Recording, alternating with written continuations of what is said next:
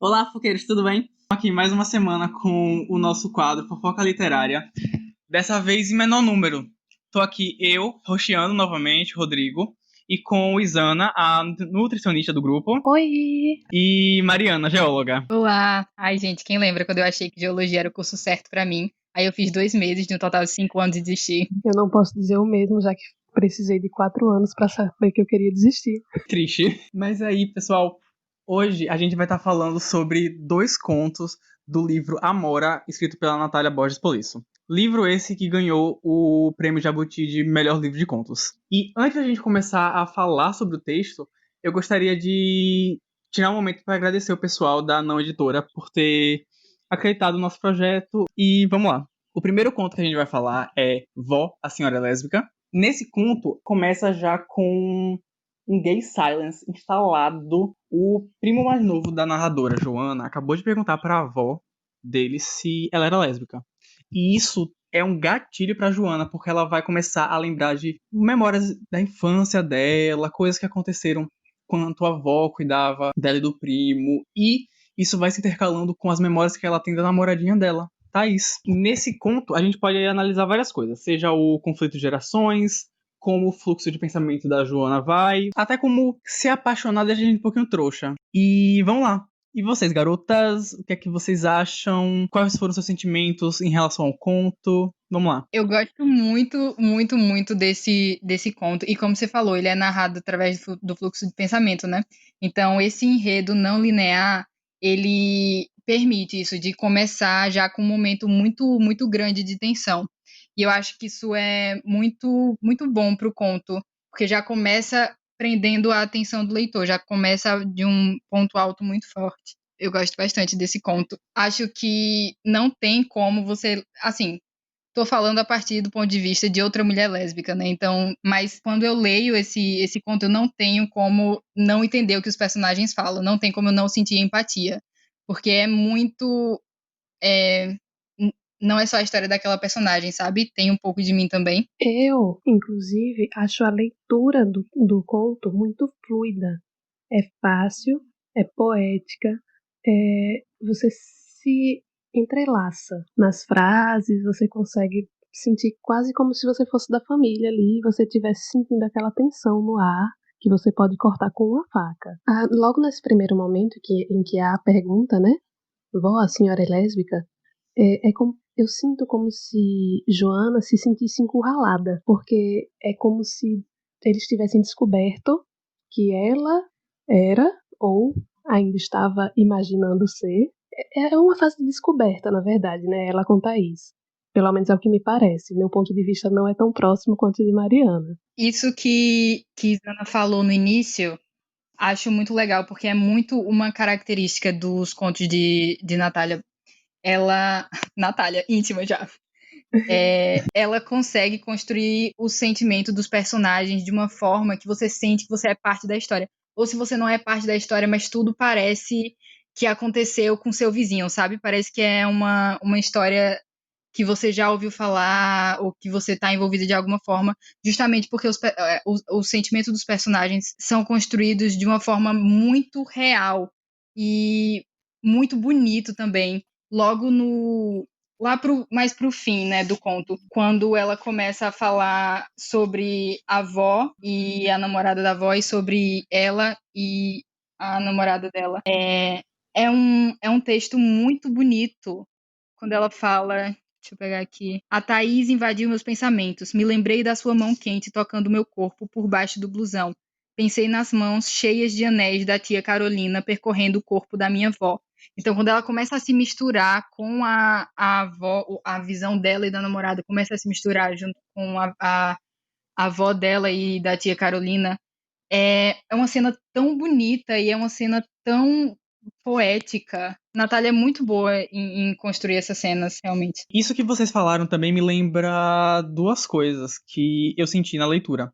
A primeira é que a Natália, ela é tão boa na narração que até no momento que ela fica indo e voltando entre a avó e a Carolina, e ela e Thaís, você não sente confuso em nenhum momento. Você entende o que está acontecendo sem problema nenhum. E a outra coisa que eu senti lendo os dois é que é como se fosse muito pessoal dela, entendeu? É como se a Natália realmente tivesse vivido aquilo, porque ela narra de um jeito tão real e tão bom que, sinceramente, se ela chegar hoje e mandar uma mensagem no direct falando que não, é tudo pessoal, sim, eu vou acreditar, porque é tudo muito real. E ela escreveu com uma propriedade muito grande. Eu fiquei com a mesma sensação. Eu tive.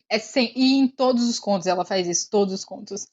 Lendo esse livro, era eu lendo e pensando, não, tem que lembrar que existe uma diferença entre autor e obra, tem que lembrar que existe uma diferença entre autor e obra. Porque realmente é tão real que parece biográfico. Eu tive a mesma impressão. Eu até. É porque eu não achei, não sei se tem, mas eu até pesquisei se tinha alguma coisa falando sobre isso, porque, sei lá, pra mim é a vida dela, uma historinha que ela contou ali. Tem um momento, não é nesse conto, é no outro, que ela fala o nome da cidade, que é lá no Rio Grande do Sul. Aí eu fui atrás. Eu fui atrás primeiro descobrir onde que era a cidade, porque eu não sabia. E depois saber se ela era do Rio Grande do Sul também. Que era pra ver se, tipo assim, não, isso aqui é real. Ela viveu isso. Essa garotinha aqui que tá apaixonada é ela. Então, eu acho que a gente já pode passar para um tópico que eu achei muito interessante, que é o conflito de gerações.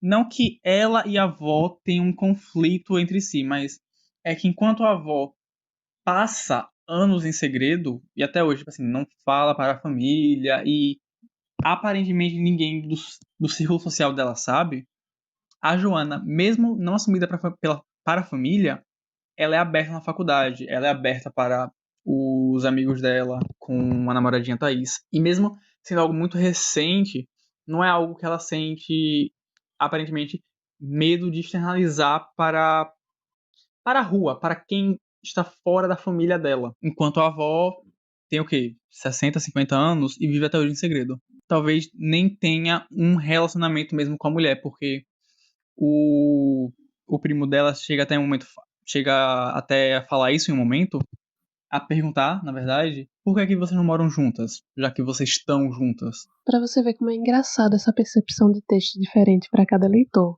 Porque eu tive. A minha impressão foi que era tudo muito inicial para ela e Thaís ainda. Quer dizer, talvez não tanto para Thaís, mas para ela. Justamente porque elas foram até a biblioteca, escondidas. Escondidas não, mas como amigas. E lá é que aconteceu tudo. Eu pelo menos não lembro de ter visto nenhum momento que aparecia que elas estavam assumidas para os amigos. Elas só andavam como amigas juntas. Foi a impressão que eu tive. Tem uma parte no texto em que ela fala: pensei na naturalidade com que Thaís e eu levávamos nossa história, pensei na minha insegurança em contar isso para minha família, pensei em todos os colegas e professores que já sabiam. Então, ela é meio que assumida assim. Mas aquela parte que eu falei antes sobre quando quando ela se confunde, ela pensa nela e Thaís e ela se confunde com a avó dela e a tia Carolina. Eu acho que essa é uma parte muito boa para a gente pensar sobre conflito de gerações, porque ela tá nesse momento em que ela descobre que a avó dela é lésbica, assim como ela, então ela se vê na avó, ela se sente representada, ela pensa que ela tem uma igual ali, e elas se confundem, ela confunde o casal em que ela está inserida com o casal da avó. Então, naquele momento, as duas são iguais. E aí, logo depois desse momento, é quando o Joaquim pergunta por que elas não moram juntas. E aí é que ela pensa que talvez a avó dela não tivesse podido dançar, não tivesse podido beijar em público do mesmo jeito que ela faz. E aí é que ela percebe que ela é diferente da avó por causa da geração em que ela está inserida. A geração em que ela está inserida é muito mais permissiva do que a avó estava inserida. E aí ela vê a diferença. Nesse momento, eu fiquei pensando, remoendo, como que a falta de representatividade afeta você como LGBT, como pessoa e como você vê o mundo. Porque se ela tivesse visto uma novela, ou em qualquer lugar, ou algum desenho em que tivessem duas mães, ou duas mulheres com um casal, ela talvez pudesse ter enxergado a avó Clarissa com a tia Carolina como casal antes. Porque eu tenho certeza de que se fosse um tio Carlos que viesse visitá-la todo dia, 3 horas da tarde, ela iria pensar nisso. Iria ter brincadeira do tipo assim, vovó, a senhora tá apaixonada? Enquanto como era um relacionamento homoafetivo, e ela fala que, ok, foi há 11 anos atrás. Então, anos 2000, Eu queria, inclusive, fazer um adendo. Na hora que tia Carolina entra na história, que eles começam a falar sobre ela, eles dão um termo, ela dá o termo, trazia olhos de embaraço. Então, quando ela encontra com as crianças e ela traz esse olhar de embaraço, é porque provavelmente ela fica tímida, constrangida de estar ali naquela situação com a família da amada e sem saber como. Na verdade, saber ela sabe, né? Como se portar numa situação em que elas vivem escondidas. Mas é uma situação constrangedora para uma pessoa que pode fazer a mesma coisa com o marido dela de forma totalmente diferente. E é uma pessoa que ela não ama. E a pessoa que ela ama, ela tem que ficar escondida perante a família. tem outra coisa também, que outro ponto que ela é bem recorrente, sua relação com o livro A Metamorfose, do Kafka. Mariana, quer falar um pouco sobre isso? Eu achei muito interessante, porque quando ela fala sobre a metamorfose, ela fala que a avó dela, no caso, conta pra ela que ele acorda se sentindo estranho, muito estranho. E ela pensava que já tinha se sentido daquele jeito.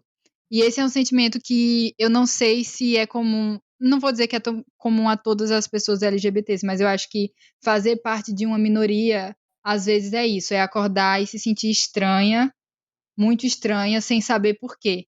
Então eu não sei, não posso afirmar que a personagem estava se sentindo estranha por causa disso. Mas com certeza esse é um sentimento comum a algumas pessoas LGBTs e a minorias em geral.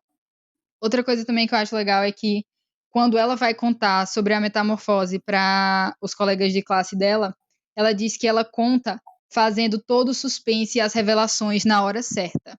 E esse jeito de falar, achei interessante porque é exatamente o jeito que Natália escreve esse conto, fazendo todo o suspense e revelações na hora certa, como o Rodrigo falou no início. O conto já começa com um momento de tensão muito grande.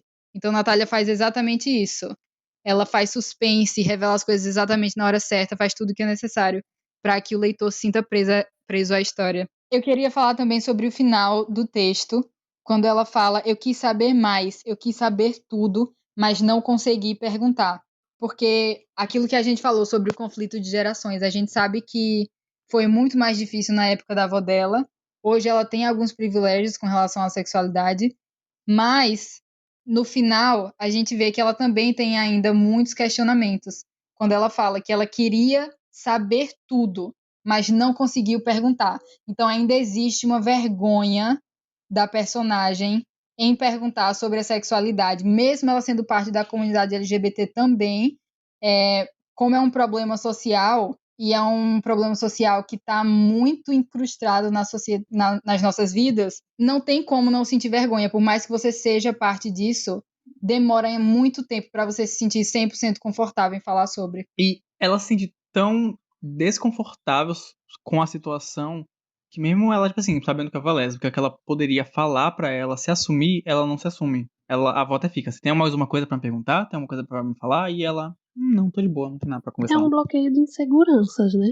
Porque se você sabe que a pessoa sofreu a ponto de esconder para não sofrer mais, como é que você vai invadir a privacidade assim da pessoa que optou por não falar nada por tanto tempo? É uma coisa muito delicada. Você não sabe se a pessoa vai se sentir invadida com essas perguntas. A gente tá vendo até um caso parecido ultimamente com uma pessoa famosa que já faleceu, né? Que tá tendo a intimidade que levou tanto tempo para esconder, justamente por causa dessa pressão da sociedade, e aí depois que faleceu, simplesmente tá tudo sendo jogado de uma forma que ele não queria. Gugu? Sim.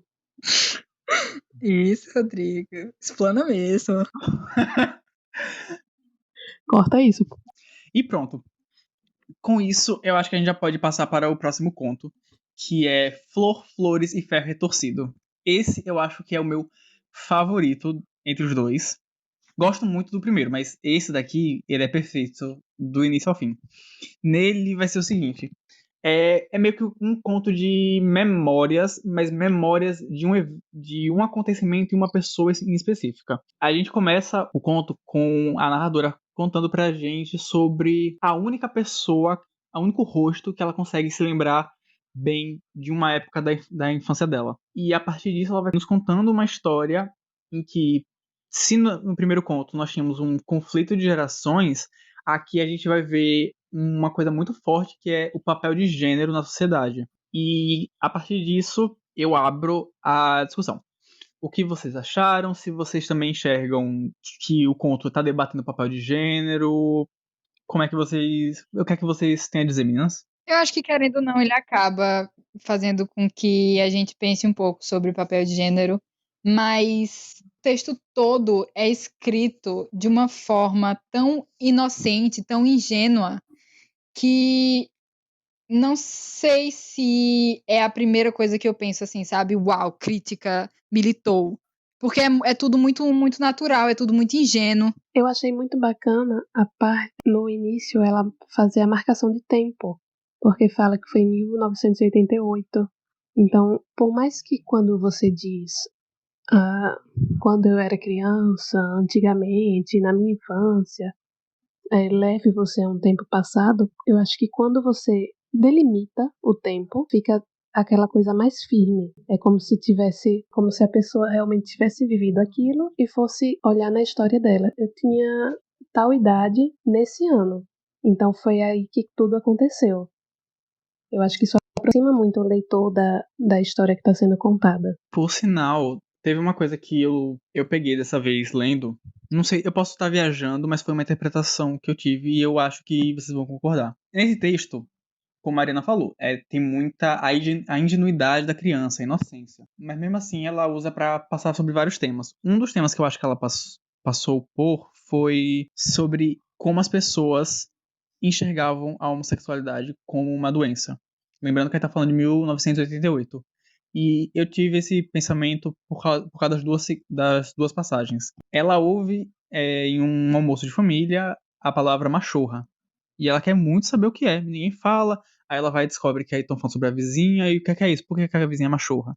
E a mãe, em determinado momento, fala que é uma doença. Só que, da primeira vez que eu li, eu pensei, não, só falou que é isso pra dar uma resposta pra criança. Porém, lá no final, quando ela acha que tá com machorra também, a Flor, que é a vizinha, ela chega e fala, tipo assim, bota a mão na testa dela e fala, tá tudo bem com você. Tipo, não é uma doença. E como a gente tá falando de 1988, essa semana a gente viu que foi o dia contra a homofobia e transfobia. Porque há 30 anos atrás, ou seja, 1990, a homossexualidade estava saindo do rol de doenças da Organização Mundial de Saúde. Então, eu acho que possa ser que tenha alguma coisa a ver. Que a Natália tenha tido essa intenção de colocar como a homossexualidade era vista como doença naquela época, e ela termina falando que tá tudo bem ser uma criança viada. Tudo ótimo. Inclusive, eu acho interessantíssimo a forma como Flo é tratada no texto, porque primeiro ela não é apresentada, o nome dela é dito mais lá quase do meio pro final, e toda a trajetória dela é como se fosse suavizada, não suavizada, é como se mostrassem que mesmo ela sendo lésbica ou bi, não é deixado claro isso, mas que não quer dizer que ela tenha uma masculinidade. Ela é uma pessoa delicada, com voz de fada, boca rosada, olhos carinhosos, cor de mel. E até o nome dela tem aquela coisinha que você quase sente o cheiro, né? Flor linda.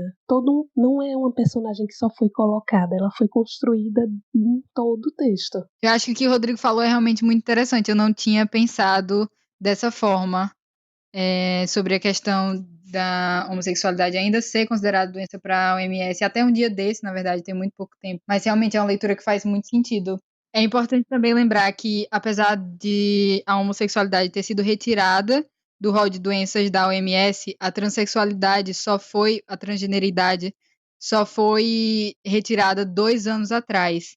Então, a gente tem sim conseguido muitos direitos, mas ainda tem muito caminho para percorrer. Rodrigo, com relação à discussão sobre papel de gênero, você falou algo. Ah, sim, é só que em determinado parágrafo, quando a amiga que mora na frente começa a explicar pra ela o que seria uma machorra, os exemplos que ela encontra pra definir o que é machorra é sempre o você prefere rosa ou azul, você prefere dançar Xuxa ou jogar bola, você gosta mais de mim ou do carinha, enquanto pra ela, em toda a sua inocência, ingenuidade de criança, ela fica só quando ela pergunta sobre a cor mesmo, rosa ou azul. Ah, eu prefiro verde.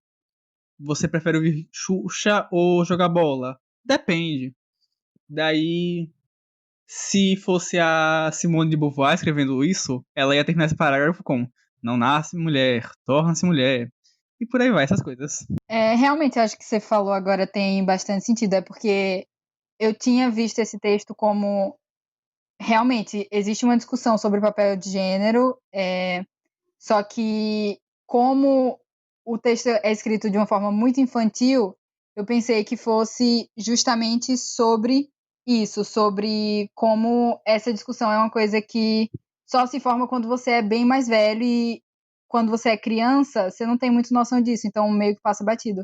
Só que acho que o que você falou, na verdade, faz muito sentido. Cortando um pouco o raciocínio aí de vocês sobre o papel de gênero, eu queria ir pro final do conto, que pra mim foi a parte mais romântica. Não romântica no sentido relacionamento amoroso, mas o romance é aquela coisinha de flores, pétalas rosas caindo do céu em cima de você.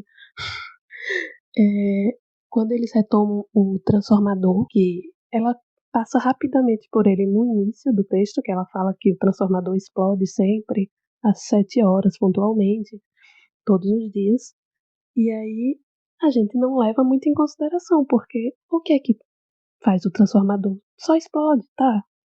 Mas agora o transformador tem um papel importante. O transformador, ele explode na hora que Flor vai ajudar ela, vai perguntar por que ela tá triste, vai dizer pra ela não ficar triste. E aí ela diz assim: as faíscas que caíam iluminaram os olhos dela. E, naquele momento, ela era a flor mais bonita que eu já tinha visto. Olha, se a pessoa não, só cita isso, não bota um contexto, não bota nada, eu já fico caindo de amor. Porque olha que coisa mais linda, a faísca de um transformador. Que era uma coisa o quê? Preocupante? Não, virou uma coisa linda, iluminando os olhos da pessoa que ela achava o que hoje para ela é uma lembrança boa. Esse final de conto tem muito carinha de primeiro amor, sabe? Que você não sabe muito bem o que é que você tá sentindo, mas tudo parece tão bonito e tão perfeito. Eu fiquei, Natália, por favor, por favor. E o fato dela, ela faz questão de frisar que quando ela lembra daquele momento, o rosto dela é a única coisa que é viva. Nesse final, que ela diz que é a coisa mais bonita que ela viu. É uma delicadeza e você percebe que tem muito sentimento ali dentro. E ela faz questão de falar que ela não lembra de todos os detalhes do conto, ou ela não lembra de todos os detalhes da história. Ela fala: acho que ela tinha a idade do meu irmão, mas está tudo impreciso. Então ela não tem certeza sobre absolutamente nada, exceto o rosto da menina. Só um último comentário. Vai ser um pouquinho aleatório, eu acho, mas no momento que ela ouve a palavra machorra na conversa, que tentam desconversar e falam que é cachorra.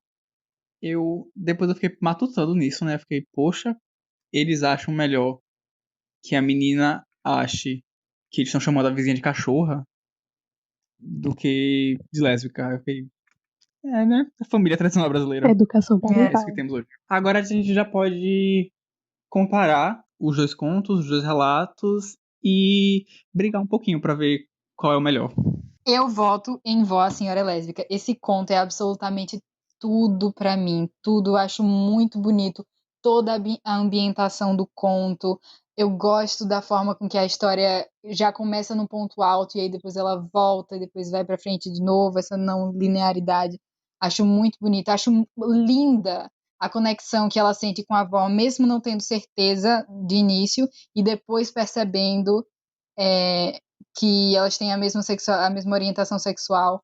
Acho o conto lindo, tudo no conto para mim é absolutamente maravilhoso. Natália, obrigada por tudo. O voto de Mariana não vai ser computado, pois errado. Isana, sua vez. Eu poderia ser claramente a pessoa que fica por último, porque eu não tenho favorito. Ai, não acredito que Isana vai empatar. Como é? Eu tava relendo hoje, né? E quando eu terminei o Vó Senhora Lésbica, eu fiquei, puta merda, esse conto também é muito bom. Ele tá no mesmo nível do Flor. Porém, eu fui e reli o Flor também. E assim, não, esse conto pra mim é porque eu tenho um certo favoritismo quando são histórias narradas por crianças, quando é do ponto de vista de uma criança. Meu filme favorito, que é 7 Minutos Depois da Meia-Noite, é narrado por uma criança, tem ingenuidade de uma criança. O Labirinto do Fauno, que eu gosto pra caramba, é de uma criança também. E quando a Natália fez um conto que é como uma criança vê uma mulher lésbica, pra mim ela foi uma coisa bem inédita. Não me lembro de ter visto nada parecido. E, sinceramente, bato palmas pra ela. Perfeita. Bora, Isana. Desempate aí. Eu vou empatar tudo, eu não tenho favorito. O que acontece? Quando eu li Vó a Senhora é Lésbica, eu achei tudo. Achei perfeito, achei maravilhoso. Era o meu favorito. A primeira vez que eu li, eu não sei se vou até relembrar um fato muito interessante para os nossos ouvintes, que nós fizemos um artigo sobre esses contos.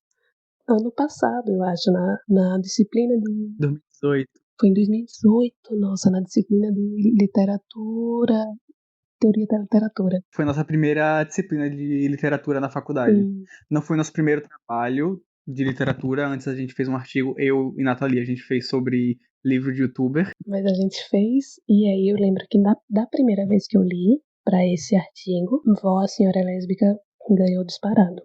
O segundo é porque o segundo tem um pouco mais de detalhes. E vocês sabem que eu tenho um desapego a detalhes. Eu gosto de uma leitura que é mais rápida, que deslancha. E detalhes me prendem um pouco porque eu fico tentando gravar quem é quem. E isso, bom, não é do meu feitio. Mas quando eu li novamente, agora para fazer a resenha, que eu incorporei todo esse romance, aí foi tudo para mim. Aí chegou assim, tudo no mesmo nível. Aquela parte da tapeçaria do Vó Senhora Lésbica. Eu me senti num filme grego. Daqueles desenhos gregos que mostram um vaso com os desenhos e de repente a câmera aproxima no vaso e começa a mostrar o desenho se mexendo, dançando e fazendo sei lá o que. Eu me senti super nesse ambiente. Então, e aí a parte do transformador explodindo é tudo pra mim. Então, pra mim tá tudo igual. Não vou, eu acho assim, são os filhinhos do coração de Natália, então por que escolher um, se todos podem ser amados da mesma forma? Achei sensata. Então, pessoal, como a gente pôde perceber, Isana tentou bancar a isentona, mas o voto dela foi pra Vó Senhora Lésbica. E é isso, perdi. Tudo bem. E foi esse nosso episódio de hoje. Natália, se você estiver ouvindo isso, beijos. Beijinhos, Nathalie. Antes que as pessoas pensem que o nome dela realmente é Natália, isso é uma piada interna. É mesmo, a gente esqueceu de fazer a menção honrosa da Nathalie. Eu prometi a ela que eu ia fazer. Desculpa, amiga. E é isso, amiga. Você não tá aqui, né? Poxa, fez falta. Voltando. Porra, Rodrigo, não, faça isso de novo. E como é o nome? Como eu falei mais cedo, a gente tava em hoje menor número, tá faltando nossa amiga Nathalie. Ela não pôde estar aqui hoje, tá trabalhando. Infelizmente, alguém tem que pagar as contas. Na quarentena. E a gente ficou de fazer uma menção honrosa a ela. E é isso, amiga. Espero que você tenha trabalhado muito hoje. Entendeu? A gente ama. Você faz falta com sua dicção maravilhosa aqui no nosso podcast. Ah, é verdade, a dicção Nathalie. Mas aí foi isso, pessoal. Muito obrigado por ouvirem hoje. Lembrando que estamos de quarentena, fiquem em casa. Se algum idiota na rua falar pra tomar cloroquina, Manda ele se fuder. É mentira. E é isso, entendeu? Se cuidem, lavem as mãos, usem álcool em gel e daqui a 15 dias a gente tá de volta. Dessa vez com Clarice Lispector, entendeu? Ai, tudo. Obrigada por terem escutado até agora. Tchau. Tchau, até a Tchau. próxima, fofoqueiros.